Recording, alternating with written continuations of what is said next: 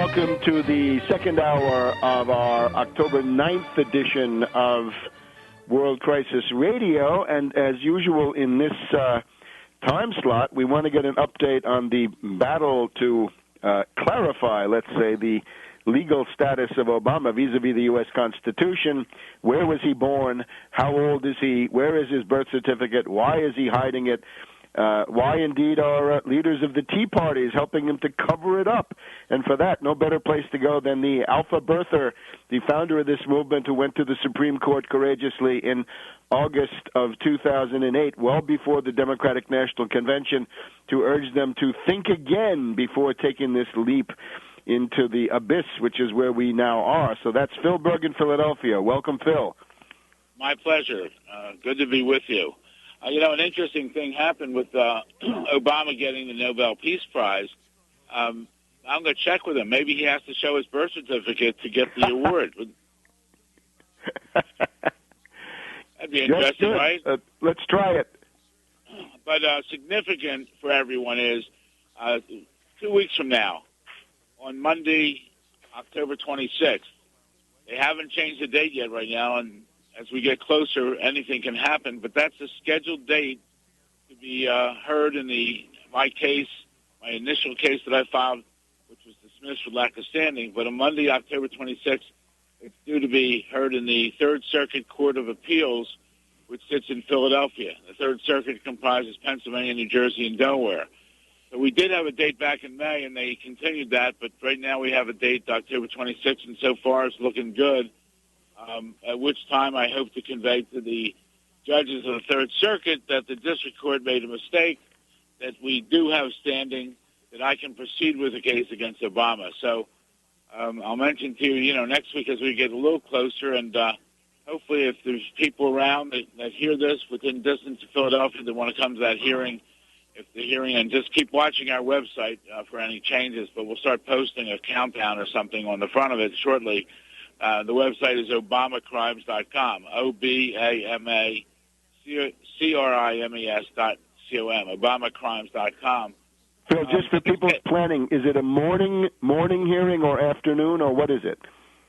I think you asked me last week. I'm not sure. But next week I'll let you know. I'll give you the exact time and the courtroom. But I believe it's probably in the morning, but I'll give you that next week, or we'll have it posted on our website. Please post it, and also the address, and maybe also if you have that, what is that, SEPTA, the subway system, how you get from Union Station to there, how you get from the airport to there, or how you drive, where you can park. Okay, yeah. Well, there's parking across the street, and in Philadelphia it would be the 30th Street Amtrak station, and from there it's easy to get to by cab or even public transportation. So I will do that, and hopefully, and this is significant for the listeners out there, because this is where the Judge dismissed the case, stated that I didn't have standing, that Webster didn't have standing, that none of your listeners had standing, that no one has standing to bring a challenge against the Constitution, which is really ridiculous, because the 10th Amendment refers to anything not referred anywhere else, goes to we the people. And you and I, we are we the people. And this case should be heard, and hopefully these judges will go along with my argument on the case. Excellent. More power to you, Phil. Some of us are going to try to be there. So that's Monday, October 26th. Correct, in Philadelphia. Now, the other thing is we still have our two other cases pending, one for retired Air Force Colonel Hollister. That case is in the D.C. Court of Appeals. We filed an interpleader action. There the judge stated that the case was frivolous. Well, it's not frivolous. And some of these judges, they should go back to read the oath that they took when they became judges. And that oath is to uphold the U.S. Constitution.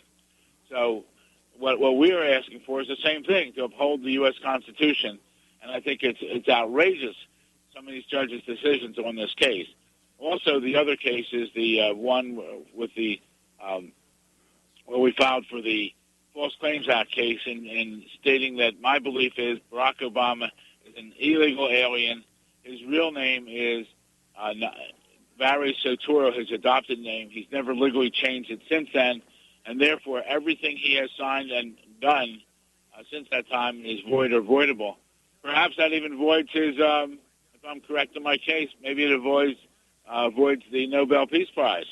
He won't get the $1.4 million if he can't sign with his real name. Yeah, I think that we should.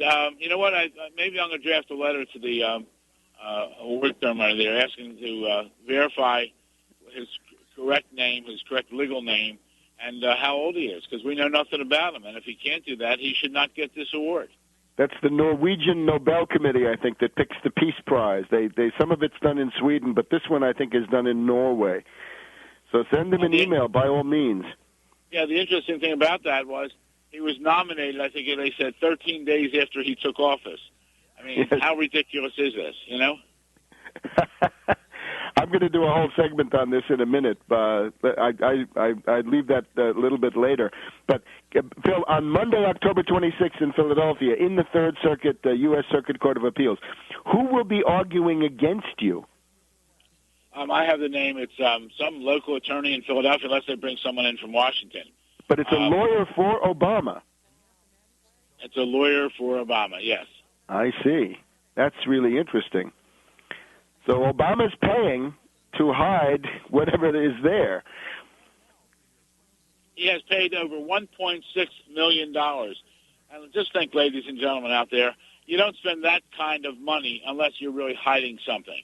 I mean, you can't. It means that he spent his whole Nobel Prize money on trying to keep his alleged birth certificate a secret.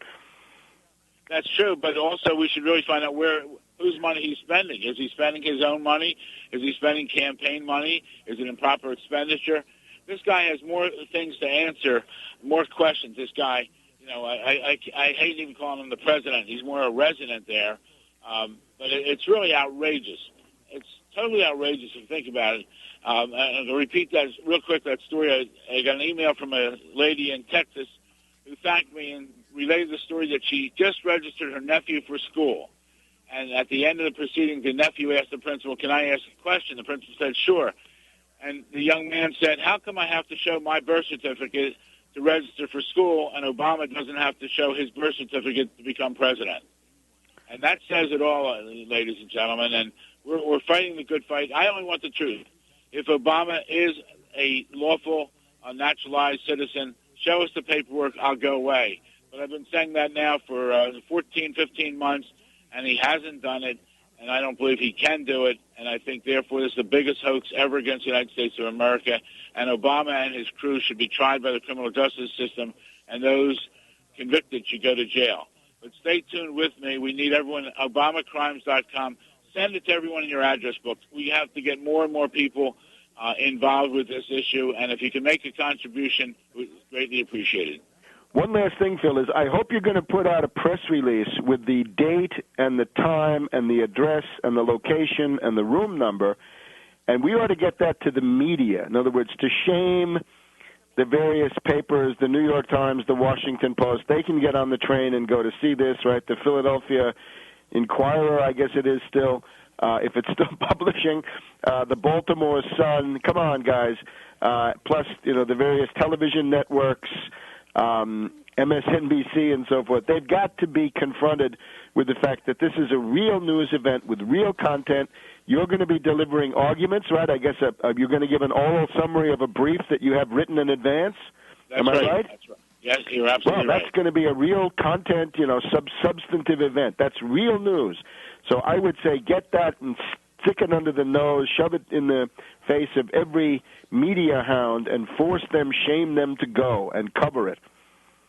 I will do that, and, of course, we'll be putting out our own press release if they decide not to show up. But you're right, they have an obligation. This is the biggest story in the country, and it should be covered. Absolutely. See you next week, Phil. More power to you. Thank you. My pleasure.